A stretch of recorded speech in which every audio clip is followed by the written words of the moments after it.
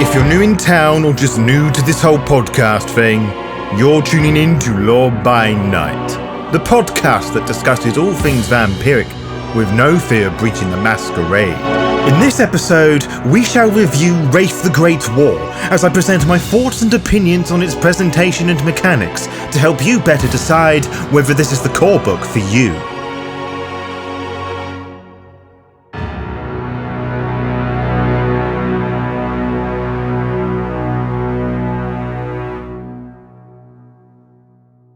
As I compose this script, my brain has turned to mush. We gentle fair folk of the United Kingdom, the once Great Britain, are going through that July heatwave. Temperatures are approaching 40 degrees Celsius here, and whilst that may not sound like much to anyone who grew up with these temperatures, our homes were designed to try and keep the heat in rather than keep cool. I will say try, as they are consistently inconsistent in this function. I suppose things could be worse. The fact that I am living in such accommodation at all, with the luxurious freedom to be writing my little thoughts away, is a miracle, really. Had certain events during the 20th century concluded in different ways, chances are my podcast would be delivered in German, assuming I'd be allowed to exist at all. That, however, is a conversation I do not intend to properly have in such a public space anytime soon. But on the topic of both 20th century and Germans, this awkwardly leads me to the topic of tonight's episode, Wraith the Great War. For those who don't know or haven't checked out my one-shot special delivery, Wraith the Great War is the first and currently only historical setting for Wraith the Oblivion. Released in 1999, it details the events occurring in Stygia following the First World War and the ongoing Fourth Great Maelstrom. Already there is a lot to unpack with that alone, as the already depressing world of Wraith the Oblivion has injected 12 doses of harrowing, and the ongoing canonical event certainly spices up gameplay. The more astute reader may also be a little cautious, as White Wolf and World of Darkness HQ today does not exactly have a great track record when it comes to these heavy-hitting and sensitive topics. It is not like the various Dark Ages lines or Mage the Sorcerer's Crusade set in the Renaissance period, where you can get away with being a little bit insensitive for the most part. The war to end all wars is still in the public conscious, and no one likes it when the fallen are not given the proper respect. So I guess that is one of the many questions I will attempt to answer in this episode, as well as how approachable this book is for fans of Wraith the Oblivion, new and old, to get into, or whether you should just treat it as a source book for Wraith the Oblivion 20th Anniversary Edition. But before we dive into the book review proper, here are the rules to the Law by Night book reviews. I will explore snippets of the lore, mechanics and rules found within the tome. I will look as to how they are presented and easily they are conveyed to new and old players alike. As this is a review written and presented by me, all thoughts and opinions are my own, so if you disagree with something I have said, that is totally fine. It does not mean that you are right and I am wrong, and vice versa. As with my previous book reviews, I will start at the very beginning, which is the physical book itself, which currently sits nicely upon my lap. It is a letter-sized hardback book with a wet clay-like colour embroidered with barbed wire, a design that is unique to this book. It is a squishy hardback made out of some sort of cardboard material that will mark easily all the same. One thing that I found interesting is that unlike Wraith 1st and 2nd edition before it, and indeed other World of Darkness core books of the time, it feels a little bit on the short side. This may also startle, possibly relieve some modern readers, but do not be alarmed. Just because it is not as large as other books certainly does not always mean it lacks substance, a point I have exercised many times on the podcast. Returning to the front cover of the book, in the foreground is a big wooden sign with bullet holes blown into it, following a similar colour scheme to the background. The exceptions to this are the titles and poppies. Is it paint or blood painted on the sign? In any case, it is a simple yet very striking cover that captures the attention of the reader, luring them in to investigate the rest of the cover, as everything else seems to blend and weave into each other. The back cover carries on with the barbed wire motif, replacing the chains of the older editions. The headings share the same red of the title. However, the font chosen here is very archaic, overly fancy, and floral in style that is really difficult to read. Unfortunately, this choice carries on across the book, which is just as frustrating as it is stylistically out of place. This nicely leads to the rest of the artistic direction found within the book, which has an interesting goal. How does one capture the horrors of war, the romanticised image that the populace then and, to an extent, now have? And how does that blend with the near-alien horrors of Wraith the Oblivion? I don't have a fucking clue, but the artists here somehow managed to do that perfectly. Neither one's image, for lack of a better word, compromises the tone of the other. With the exception of probably a couple of character portraits meant to depict the Indian and Asian Dark Kingdoms and the full-page spreads that appear just before the chapter, there isn't a single piece that I don't love or make me feel is out of place. I will also mention that my drive-thru RPG cover does not have the poppy pattern that runs in the innermost cover like the original production copy of this book has. When you open the book and read the interesting yet hand-holding fiction that is the opening story, you are presented with the introductory chapter that details what the book aims to cover and what you will find inside. It paints a beautiful image of the landscape of the Skinlands, the violence, plague and sorrow that is likely to have ended your mortal life. No time is wasted informing you of the wars that rage in the Shadowlands, the theme of desolation as wraiths of other Dark Kingdoms, mainly those belonging to the Dark Kingdoms of Ivory and Jade, the disappearance of Charon, and the total clusterfuck that is the various Death Lords fighting over Stygia once more. We also learn that, despite the title indicating the game is set during the heat of the First World War, it is actually set between Armistice Day, the 11th of November 1918, and just before the Great Depression, which is in 1929, dubbed the Twilight Era. Besides the name, there is nothing wrong with this 11-year period. It actually makes a lot of sense mechanically to present the players of as much as the tech, weapons and vehicles of the period, so having the game set after World War I, not restricted to the 4 years of the war itself, makes sense.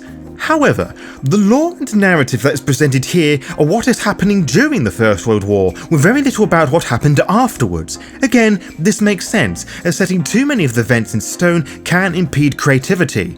Then again, restrictions blossoms creativity. The chapter ends with the standard lexicon of useful terms and phrases pertaining to Wraith the Oblivion, Wraith the Great War, and the Skinlands of the time, and lots of recommended reading and watching. There is also the added feature of music for you to include in your games to further invoke the intended cultural moods, though this wouldn't work so much in an online game as much, particularly if you were to stream and record your game. The inclusion of recommended listening makes for a pleasant change I am not used to seeing in other World of Darkness core books. Chapter 1 is a fairly chunky chapter that is divided into two historical halves. The first half of the first chapter is a summary and breakdown of the major events and battles before and during the First World War by year and appropriate headings. It is fortunate that the headings for the numerical years were in a different font face, as they could have been impossible to read otherwise, and I think the developers or whoever it is that chose such finite things knew, which makes the choice to keep the main heading font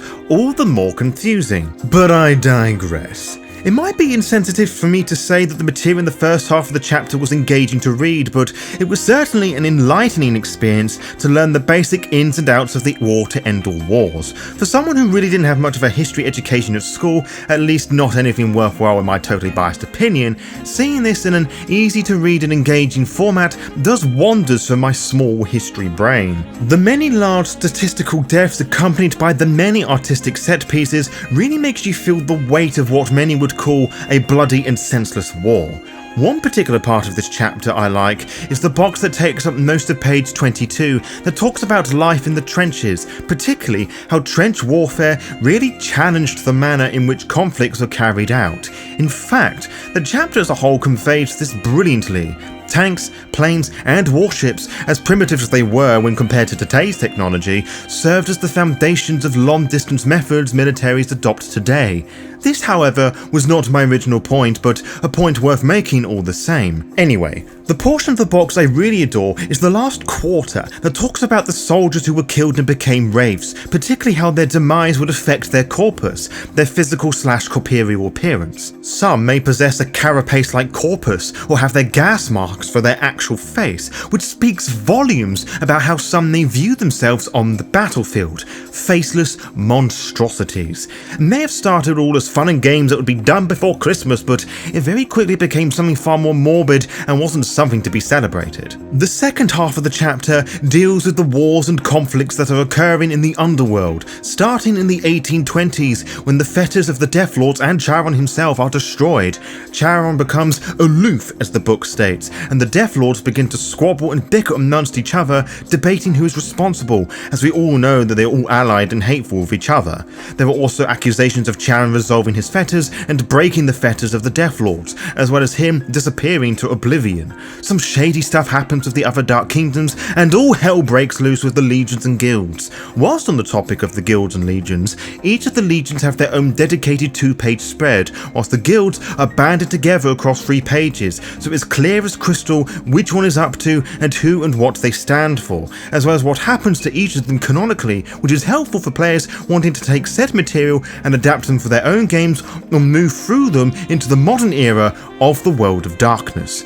All of these conflict bollocks in the underworld, combined with the First World War, particularly the Battle of the Somme, open up a gargantuan nihil, starting the Fourth Great Maelstrom, which only encouraged more violence as spectres galore, including Coldheart, Champion of Oblivion, swarming up and fucking shit up, to use technical jargon for a moment. I know that I'm breezing past the vast majority of Wraith the Oblivion lore, but I have covered a lot of that in my Legion lore episodes, and no doubt will be expanding upon that when I get round to discussing the guilds too. Regardless of that, there is a lot to take in here, and it is all very interesting. Following this is a chapter I feel is primarily meant for storytellers, and thus confuses me a little bit as to why it is this early in the book. To summarise it briefly, it is mostly a chapter on large-scale conflict and skirmishes meant to emulate those that may have occurred in World War I, be it on land, sky/tempest, or by ray. There is a ruling, be it original or altered, mechanics and systems for taking on such massive scale fights. No proper stats are provided for such vehicles, but some examples are provided in the form of relics in the appendix. At least the chapter reminds the reader/storyteller that each of these vehicles is not as advanced and as durable as the machines later to come, so hijacking a relic tank may be great in principle, but not all that practical. We are also told, or reinforced I should say, the dangerous nature of the Maelstroms, which are far more violent in this setting, due to the ongoing Fourth Great Maelstrom. Maelstroms are used as mechanics in Wraith games, measured in bells or force in Wraith the Great War, the strongest of which is 5 here. For force 5 Maelstroms, which is the level of the Great Maelstrom, roll 14 dice, 1-4. Each success equates to 1 point of aggravated damage. Yeah, shit gets real pretty quick. There is also discussion on what citadels and haunts and their usage during the Great War, as well as some strange folk who benefit from the carnage caused by the Maelstroms. Chapter 3 is the character creation chapter for Wraith the Great War, which does not require any other version of Wraith the Oblivion to complete. This is the point I feel I have to make because Dark Ages Fae requires Dark Ages Vampire to properly complete the character creation process.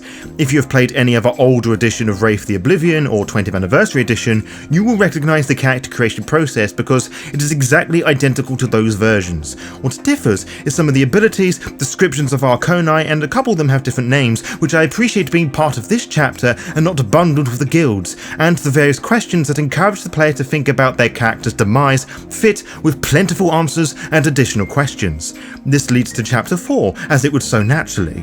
This is the creation of the player's shadow, which, again, is fairly identical to the creation of the shadow of previous and the future, as of this recording, supplement of Wraith the Oblivion. Some of the archetypes differ, some by name, such as the nurse replacing the parent, be it with some nuanced differences. Some, on the other hand, are totally new, like the interestingly named Opium Eater that is the pressing speedrun to end it all. The following chapter is somewhat similar to the first chapter, just not as well written, long and formatted. This focuses on Africa and the Asians just before and during the First World War, and what they were up to during this time. There's also focus on the Wraiths of this period, the ones that belong to the respective Dark Kingdoms, as well as that any are trapped in the different Dark Kingdoms, which presents some interesting narratives for players and NPCs in-game. They also have unique Arconi and relationships and names for their psyche and shadow, which provide some different cultural understandings. Of course, the problem this presents is that, like the rest of any bit of non-white Western cultural inclusions in a White Wolf product, the material is insensitive, though it is not as bad in previous and future supplements, and I can at least appreciate that some inclusion was included. Interestingly, this chapter ends with character creation for Mortrites, or Mutilees as they are known in this period, the lowest spectres on Oblivion's hierarchy. Again, like previous character creation segments, this is fairly identical to what is found in previous and future supplements, including their dark arcani and some interesting motivations for players to play as the traditional antagonists, whether the players wish to cause carnage as the traditional newly nihilistic Spectre might, or more interestingly, seek redemption. Could have easily not allowed this and gatekeep their audience and siphon off their player base or force them to buy separate books. It's almost like some actual good game design went into this. Wowzers! And yet, this book is not as perfect in that regard, as to use their hive mind ability requires the reader to have a copy of either Dark Reflection Spectre or Doomslayers Into the Labyrinth. If they, the developers, were able to print the mechanics twice, why not a third? 3 times the charm, as they say. Next is the Storytellers chapter, starting strong by giving the ST plenty of chronicle themes for them to use as a leaping off point, encapsulating many of the ideas presenting thus far. The chapter ends with a list of themes that make up Wraith the Great War, presenting even more ideas for the ST. These bookends were the bits of the chapter I adore. What I'm a little unsure about is the middle of the chapter, which honestly gets a little bizarre as there are a few pages about the inclusion of Charon in a chronicle. It is interesting to learn that he's not so much as missing but in hiding, masquerading as a vagabond or whatever the ST can desire, that his power can call off maelstroms or divert them for a period of time to better learn about the state of his kingdom in this trying time as he performs his selective miracles, but I'm in the mindset that Charon really shouldn't be included in a chronicle in this manner, no matter how subtle. It was actually the one thing I didn't like about the opening story. I am sure many can appreciate learning of his true powers and capabilities, but telling the reader what Charon can do in such a manner is not only a bit redundant, but removes the mystique around him. Chapter 7 is a big old stats chapter for storytellers to use against their players. Spectres and weird plasmics galore are presented to the reader, in addition to the typical ghost hunters such as the sons of Tertullian and Benedetti, in addition to the basic Wraith-inspired stats for Tremere and Giovanni vampires. It is here that you learn what the legendary Nephrak General Coldheart is doing and his fight against Sir Garnet Wolseley of the Iron Legion, which is probably my personal highlight of the chapter. Finally, there is the appendix. It begins with a list of various necropoli across the Dark Kingdom of Iron and how they are faring during the Great War. The general rule of thumb is that if the city is being absolutely annihilated on the Skinlands, such as Paris, it is doing well in the Shadowlands. The information is presented equally, so hope that your nearest city is in here. Many battlefields are presented also, such as the Somme, which is described as Spectre Holy Ground. Some even have interesting mechanics for players to deal with should they pass through. It's an interesting unique twist that makes the Great War setting stand out a little more. Relics are included here also, mostly filled with World War I vehicles, as well as a few others that provide some effects to the holder/owner, such as the gas mask, which is different to what I described earlier on. The appendix, and indeed the book proper, ends with a timeline encompassing all the historical information, both Wraith and Skinland related, starting from the 1820s and ending in 1929, in a single page bullet point list, which is helpful for those who are not prepared to read the entire first chapter or use the internet, and the issue that only affects more modern players. On the topic of players, that does propose an interesting question. Is the modern Wraith the Oblivion fan going to pick this up and play it over Wraith the Oblivion 20th Anniversary Edition, treating it as a sourcebook only? Highly unlikely, as there are only like 5 people that enjoy and play Wraith anyway. Jokes aside, there are many that are going to give this nasty side-eye because of it is a sensitive topic and how a depressing game has just become more depressing. Well, let me point you towards my Wraith one-shot when I ran a special delivery. I used Wraith the Great War as a sourcebook, which there is no problem doing whatsoever. It was the springboard for me to ST Wraith for the first time, and I am certain if I was to play it properly, using it as a core book rather than a sourcebook, it would be 10 times as fun. Wraith the Great War is an excellent game and is really a must-have for any Wraith or World of Darkness fan wanting to play any game in or around the First World War. It provides an easy-to-understand overview of the war and plenty of Wraith lore to run rampant with. The writers, for the most part, treated the source material with the respect it really deserves, whilst presenting new, at the time, ideas to excite and inspire players. It made me stop and think about the sheer brutality of the First World War and war in general, and why it's important to take those 2 minutes of silence to remember those who died for us, who fought for our freedom and independence, for those that carry on fighting those fights for us. lest we forget. And for those of you who are new to the Law by Night brand and the reviews I occasionally do, I do not do out of 10 scores because they are subjectively pointless. One person's 10 out of 10 is another's 3 out of 5 stars, which is another's minus 42 out of 100, so I shall rate this book Group Harrowings out of 10, as that is just as helpful as a proper out of 10 score. To be kept updated, follow the Law by Night VTM Twitter and Instagram pages to find out when we upload each episode. You can also find out by subscribing to the YouTube channel and clicking on the little bell, and you'll be immediately notified when the latest episode is live. Until next time, farewell.